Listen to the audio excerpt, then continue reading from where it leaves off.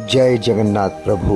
मैं नरेंद्र वर्मा आपका भक्ति सिटी चैनल में एक बार से फिर स्वागत अभिनंदन करता हूं। आशा करता हूं आप पे महाप्रभु जगन्नाथ की कृपा होगी। दोस्तों, जगन्नाथपुरी की रथ यात्रा अभी चालू हुई थी, ख़त्म हो गई पिछले ही दिनों। आप सब लोग भी रथ यात्रा में गए होंगे, आशा करता हूँ। आज मैं आपको एक बड़ी अजीब कहानी सुनाऊँगा।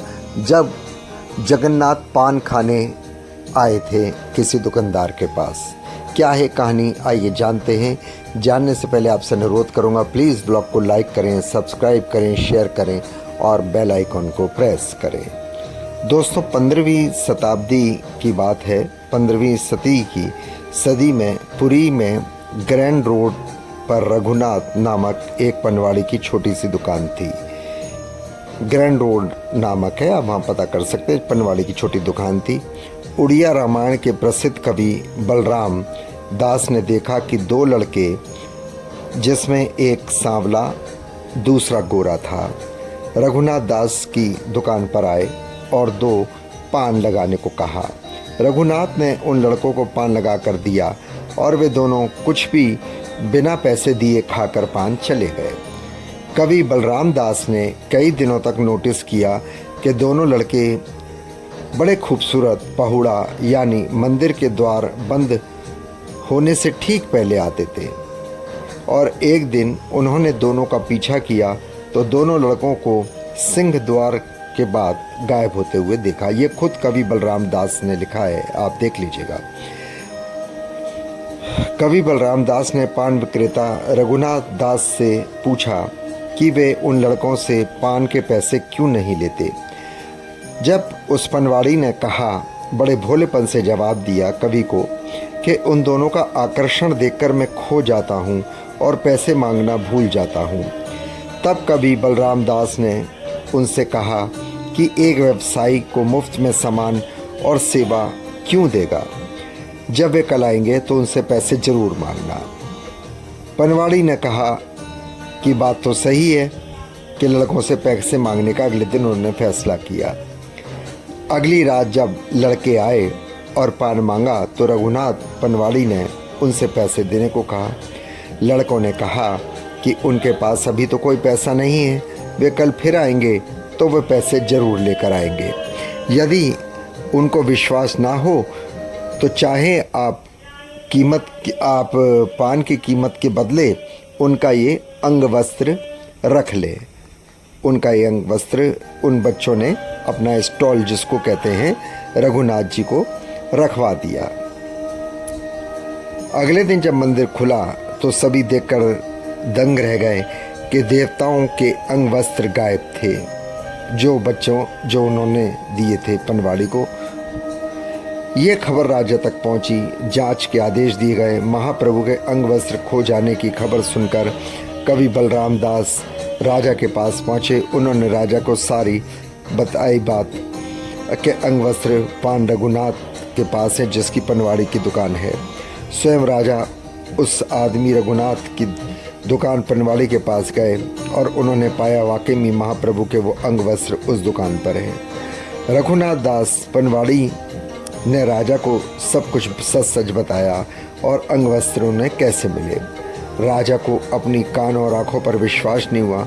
उसने तुरंत रघुनाथ जी को गले लगा लिया और कहा कि रघुनाथ, आप बहुत भाग्यशाली हैं, असाधारण रूप में भी भाग्यशाली हैं।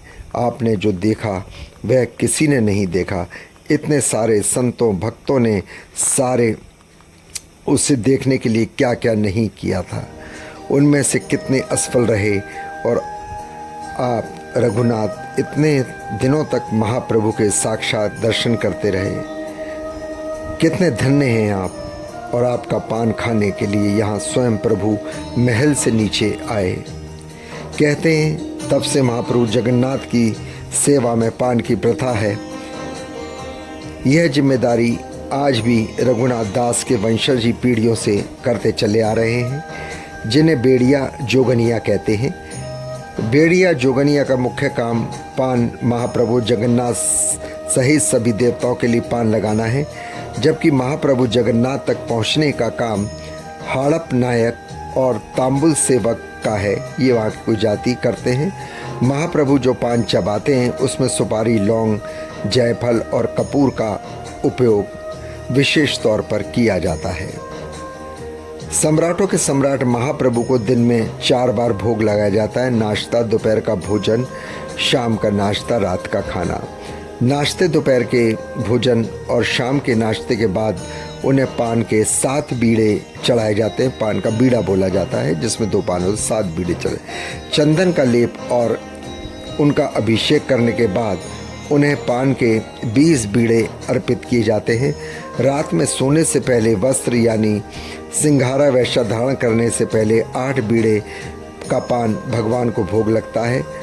वहीं जब महाप्रभु सोने के लिए बिस्तर पर चले जाते हैं तो अंतिम बार 1 बीड़ा पान अर्पित किया जाता है। इस प्रकार सुबह से शाम तक महाप्रभु को 36 पान का भोग लगता है। तो ये थी महाप्रभु को पान की कथा। कैसे वे उस दुकानदार के पास आए, पान खाने आते थे, कैसे उन्होंने अपना अंगीरा यानी जो अपना स्टोल दुपट्टा था वो उस पनवाड़ी को दिया, उस पनवाड़ी को कैसे दुपट्टा अपना दिया कि अगले दिन हम आपको पैसे दे देंगे। लेकिन जब ये राजा तक बात पहुंची तो भगवान फिर नहीं आए और उसके बाद राजा ने सारी बात समझी और उन कवि महाराज ने सारी बातें समझाई। उसके बाद प्रभु को पान का बीड़ा और भोग लगने लगा। तो प्लीज़ ब्लॉग को लाइक करें, सब्सक्राइब करें, शेयर करें, बेल आइकन को प्रेस करें और कमेंट्स बॉक्स में जय महाप्रभु या जय जगन्नाथ ज़रूर लिखें। आपको भी भगवान किसी न किसी रूप में दर्शन देंगे। आप भगवान को केवल मानना शुरू कर दो, अपने हृदय में बसाना शुरू कर दो। भगवान कहीं और नहीं मिलेंगे, आपके सबसे पहले हृदय मिलेंगे। उस पनवाड़ी को क्या पता था, लेकिन वो भगवान को याद करता तो भगवान खुद उस पनवाड़ी के पास चले गए। हालांकि भगवान वो पनवाड़ी कभी मंदिर भी नहीं गया था भगवान जगन्नाथ के दर्शन करने। जगन्नाथ और दोनों भाई बलराम उनके दर्शन, उनसे पान खाने आने लगे। तो ये तो भावनाओं की बात है। अगर प्रभु को आप अपने मन में बसा के रखेंगे तो आपका बेड़ा पार हो जाएगा। और कमेंट्स में जय जगन्नाथ प्रभु लिखेंगे तो और ज़्यादा आपका बेड़ा पार होगा। प्लीज़ ब्लॉग को लाइक करें, सब्सक्राइब करें, शेयर करें, बेल आइकन को प्रेस करें। जय